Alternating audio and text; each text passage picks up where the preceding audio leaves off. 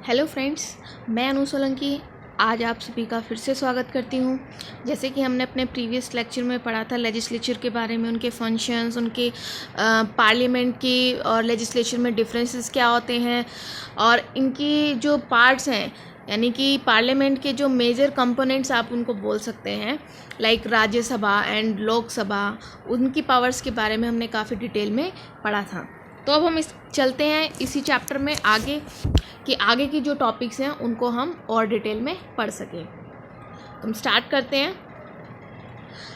सबसे पहले हम स्टार्ट करेंगे the law making procedure. Law making procedure यानी कि लॉ बनाने का जो प्रोसीजर है वो कैसा होगा, कैसा होना चाहिए। तो हम देखेंगे कि कैसे प्रोसीजर होता है लॉ बनाने का। तो bills are the resolution introduce in the parliament for law making purposes, and when a bill is passed by both the houses and sanctioned by the president it become a law। जो bill होता है उसको पहले क्या करते हैं, bill मैंने अभी बताया था प्रीवियस लेक्चर में कि जो ड्राफ्ट होता है ना, किसी भी लॉ को बनाने के लिए एक पहले जो ड्राफ्ट रेडी किया जाता है वो बिल होता है, ठीक है। तो उसको पार्लियामेंट में पहले इंट्रोड्यूस किया जाता है, उसके बारे में बताया जाता है कि क्या पर्पस है उसे बनाने के। देन जब वो बिल पास होता है दोनों हाउसेज में, यानी कि अपर हाउसेज और लोअर हाउसेज में, वहाँ से अगर वो सेंशन होता है तो उसके बाद उसको प्रेसिडेंट जो है सेंशन करेगा और उसके बाद ही वो लॉ बनता है। इसका प्रॉपर एक प्रोसीजर है, जैसे आप इस इमेज में देख सकते हैं।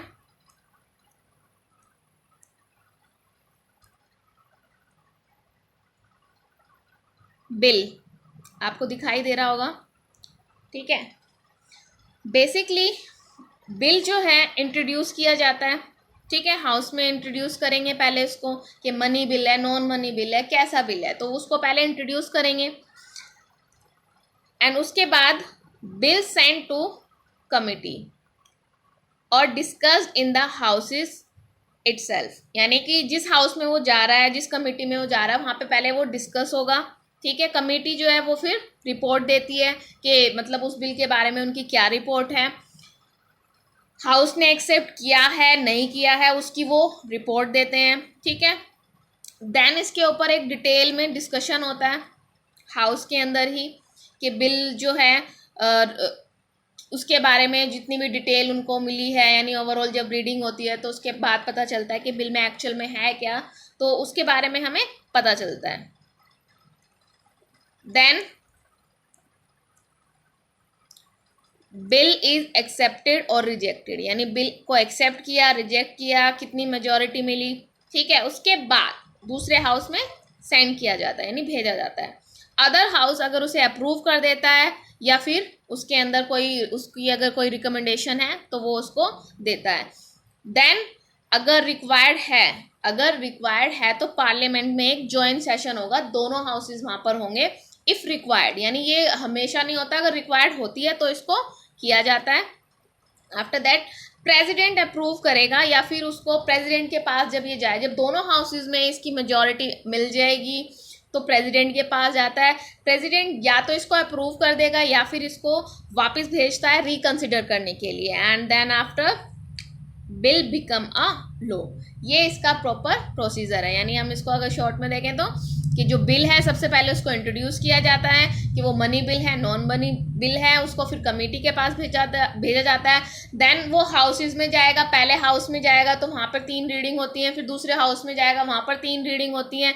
जब इन दोनों हाउसेज से मेजॉरिटी मिल जाती है उसके बाद वो अगर उनकी कोई रिकमेंडेशन है वो भी वो देते हैं, अगर इनके यहाँ से मेजॉरिटी मिल जाती है या फिर कोई एक जॉइंट सेशन की रिक्वायरमेंट होती है तो वो होता है। आफ्टर दैट प्रेसिडेंट के पास जाएगा, प्रेसिडेंट भी क्या करता है, या तो इसको अप्रूव करेगा या फिर इसको वापस भेजता है रिकंसिडर करने के लिए। लेकिन रिकंसिडर होने के बाद जब वो बिल दोबारा प्रेसिडेंट के पास आएगा तो उसको वो अप्रूव करना ही पड़ता है। तो इसके बाद क्या होता है, बिल जो है लॉ बन जाता है। अब एक बार इसका डिटेल में जो प्रोसीजर है अगर आप नोट डाउन करना चाहें तो यहाँ से मैंने डिटेल में एकदम दिया है यहाँ पे, तो देख सकते हैं। जैसे कि फर्स्ट रीडिंग होता है, the legislative procedure begin with the introduction of the bill in either houses of parliament. It can be introduced by either a minister or a private member as explained above। यानी कि मैंने अभी आपको पहले भी बताया कि प्रोसीजर होता है कि इंट्रोड्यूस किया जाता है बिल को, कि जब भी जिस हाउस में भी जा रहा है उस हाउस में, पार्लियामेंट के हाउस में उसको इंट्रोड्यूस किया जाएगा। उसको इंट्रोड्यूस कौन करता है, यानी या तो वो कोई मिनिस्टर होगा या फिर वो कोई प्राइवेट मेंबर होगा, ठीक है। The presiding officer of the house is inform first. The officer put the question of introduction of bill before the house. If approved, the person introduced the bill. This is the first reading. This is the first reading. Yeah. इसमें क्या होता है कि जो parliament में officers होते हैं, presiding officer होते हैं, वो पहले इसके बारे में कुछ क्वेश्चंस पुटअप करेंगे, ठीक है, इंट्रोडक्शन से पहले। अगर अप्रूव होता है देन उसको इंट्रोड्यूस किया जाता है। इसको हम फर्स्ट रीडिंग बोलते हैं। ये हमारी होती है first reading.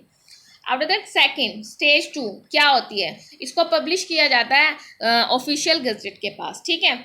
After the bill introduction इसको पब्लिश किया जाएगा ऑफिशियल गजटेड के पास। स्टेज 3 क्या होती है इसकी, reference to the standing committee, यानी अब ये जो इसको रेफर किया जाता है कमेटी के पास, यानी कमेटी इसके बारे में बताएगी, इसको स्टडी करेगी, इसके एग्जामिन करेगी पूरी तरह से कि इसमें क्या प्रिंसिपल्स हैं, क्लॉज ऑफ द बिल्स, यानी डिटेल में उसकी जो कहते हैं ना स्टडी और एग्जामिन उसको किया जाता है।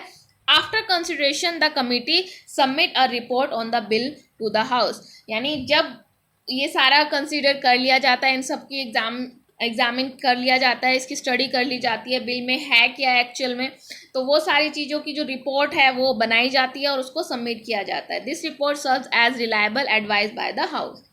इसके बाद आता है हमारा फोर्थ स्टेज, सेकेंड रीडिंग, यानी अब फर्स्ट रीडिंग हो गई, then second reading.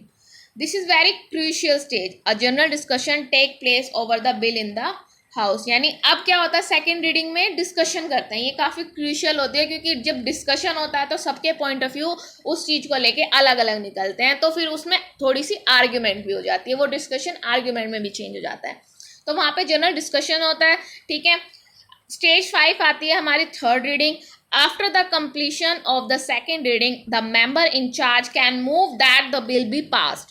At this stage, any discussion is confined to argument regarding passage or no passage of the bill. Then voting happen and fate of the bill is decided.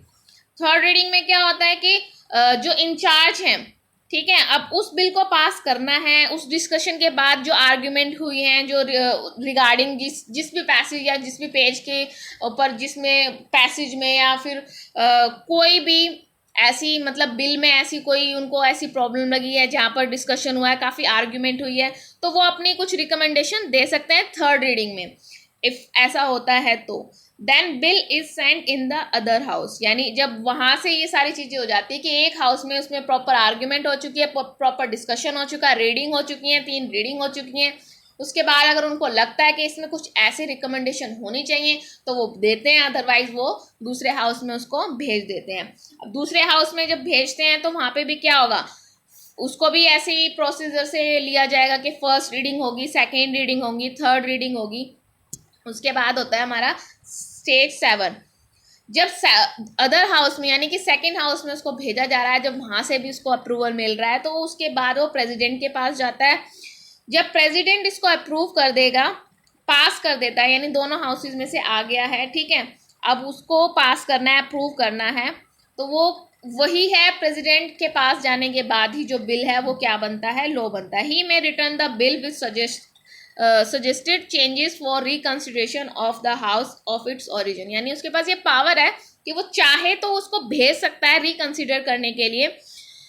However, if both houses pass the bill again, अगर दोनों houses ने फिर से bill को पास कर दिया तो president has to give his assent, यानी अब उसको मतलब पास करना ही पड़ेगा, अब उसके पास कोई चांस नहीं है। This is known as a suspensive veto of the president. It is not applicable on money bill through, यानी कि ये जो है मनी बिल पर एप्लीकेबल नहीं होता है, ठीक है। तो होप कि आपको पूरा प्रोसीजर समझ में आया होगा कि कैसे फर्स्ट रीडिंग होती है, सेकेंड रीडिंग होती है, देन थर्ड रीडिंग होती है, दोनों हाउसेज में ये प्रोसीजर होता है।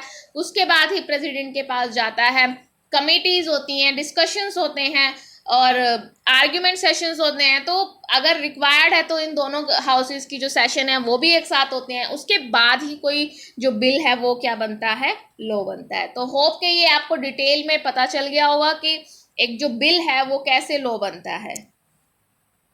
उसके बाद देखेंगे how the parliament control the executive, कैसे कंट्रोल करेगा। या तो वो उनकी डे टू डे एक्टिविटीज जो है उस पर नजर रखेगा, यानी पार्लियामेंट के पास जो है पावर होती है, यानी पार्लियामेंट के पास पावर है कि वो एग्जीक्यूटिव पर उसके हर काम पर नजर रख सके। उसको मतलब क्या होता है ना, जिससे जो मिनिस्टर्स होते हैं, the member of the parliament can put up the question from council of minister and entitled to get satisfactory response, यानी जो पार्लियामेंट के जो मेंबर्स हैं, ठीक है, उनके पास ये पावर है कि वो काउंसिल ऑफ मिनिस्टर से क्वेश्चन पुटअप कर सकते हैं जब तक उनको लगे ना कि भाई सेटिस्फैक्ट्री जो रिस्पॉन्स है वो उनको मिल गया, यानी वो उनके पास पावर है ये, ठीक है। The parliament can invite attention of council of minister toward the serious problem, यानी अब इसमें क्या होता है ना कि अगर कोई सीरियस प्रॉब्लम नेशन में आ रही है, जैसे कि कोई भी हमारे देश में कोई सीरियस प्रॉब्लम आ रही है, तो वो एक इमरजेंसी मीटिंग को बुला सकता है, इन्वाइट कर सकता है और लोगों को मानना पड़ेगा वो, ठीक है। The minister are responsible to the parliament for their action and policy, जो मिनिस्टर्स होते हैं वो रिस्पॉन्सिबल होते हैं पार्लियामेंट के थ्रू, यानी कि पार्लियामेंट के लिए वो रिस्पॉन्सिबल होते हैं कि उनके एक्शन और पॉलिसीज के।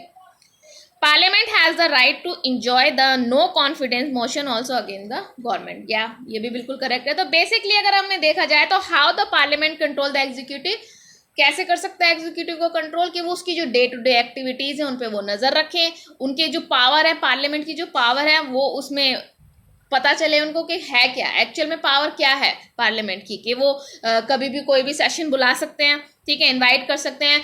मिनिस्टर्स जो हैं, काउंसिल ऑफ मिनिस्टर हैं, उनकी जवाबदेही है पार्लियामेंट में, यानी कि उनको जवाब देना पड़ेगा पार्लियामेंट में, यानी अगर कोई पॉलिसीज़ को अगर या कोई एक्शंस हैं उनके लिए भी रिस्पॉन्सिबल होंगे मिनिस्टर्स, ठीक है। तो बेसिकली ऐसे वो एग्जीक्यूटिव के काम पर नज़र रख सकता है और उनके काम में दखल भी दे सकता है। Now last and not the least, how the parliament regulate itself, कैसे पार्लियामेंट अपने आप को रेगुलेट करता है। बेसिकली होता क्या है, ठीक है, it is through debate that the parliament perform all its vital functions. Such discussion must be meaningful and orderly so that the function of the parliament are carried out smoothly and its dignity is intact. The constitution itself has made certain provision to ensure smooth conduct of business. Basically क्या होता है कि जो parliament होती है, argument के through जितने भी पार्लियामेंट की जितने भी जो वर्क हैं, यानी कि ऐसा है कि पार्लियामेंट जो है जितने भी आर्ग्यूमेंट सेशन होते हैं या डिस्कशंस होते हैं, तो वो चाहती है कि जितने भी डिस्कशन हो वो मीनिंगफुल तरीके से हो, ठीक है, जो डिग्निटी है पार्लियामेंट की वो बरकरार रहे, ताकि जो भी पार्लियामेंट के जो फंक्शंस हैं उनमें उनको इजीली, यानी कह सकते हैं हिंदी में सुचारू रूप से चलाया जा सके, यानी कि उसे एक परफॉर्म किया जा सके नॉर्मली। बेसिकली जो संविधान है, यानी कि हमारा कॉन्स्टिट्यूशन है, खुद ही मतलब उसमें इतने अमेंडमेंट या प्रोविजंस ऐड किए गए हैं ताकि स्मूथली कंडक्ट किया जा सके पार्लियामेंट का कोई भी सेशन। बेसिकली पार्लियामेंट में जो भी सेशन होते हैं उसमें डिस्कशन होते हैं, ठीक है, तो पार्लियामेंट में जब डिस्कशन होते हैं तो वो आर्ग्यूमेंट का रूप धारण कर लेते हैं। तो अगर वो कॉन्स्टिट्यूशन में ऐसे प्रोविज़न ना हो ऐसे, तो वहाँ पर ही मतलब डंडे बरसाने लगे वो तो पार्लियामेंट में, ठीक है। तो ऐसे कुछ प्रोविज़न कॉन्स्टिट्यूशन में ऐड किए गए हैं कि जो पार्लियामेंट की जो डिग्निटी है वो बरकरार रहे। लोग बोल रहे हैं, अपने विचार रख रहे हैं, लेकिन वहाँ की जो डिग्निटी है वो बरकरार रहे। तो पार्लियामेंट इस तरह से खुद को रेगुलेट करता है थ्रू प्रोविज़न, कह सकते हैं, ठीक है, यानी कि वो चाहता है कि वहाँ की जो डिग्निटी है वो बिल्कुल बरकरार रहे। तो सेम शब्द अगर इजी भाषा में हम कहें तो पार्लियामेंट खुद को इस तरह से रेगुलेट करता है कि जो जितने भी पार्लियामेंट में सेशंस हो रहे हैं कि वहाँ पर जितने भी आर्ग्यूमेंट हो रहे हैं, डिस्कशन हो रही हैं, वो किसी अलग रूप में ना चली जाएं जिससे कि पार्लियामेंट के और कार्यों में भंग पड़े, ठीक है। तो इससे क्या करते हैं, वो स्मूथली कंडक्ट कराने की कोशिश करते हैं ताकि उसकी जो डिग्निटी है वो बरकरार रहे। तो यही हमारा आज का चैप्टर जो है ख़त्म होता है। For more updates, subscribe our channel Learning Empire and press bell icon. Stay home, stay safe. Thank you.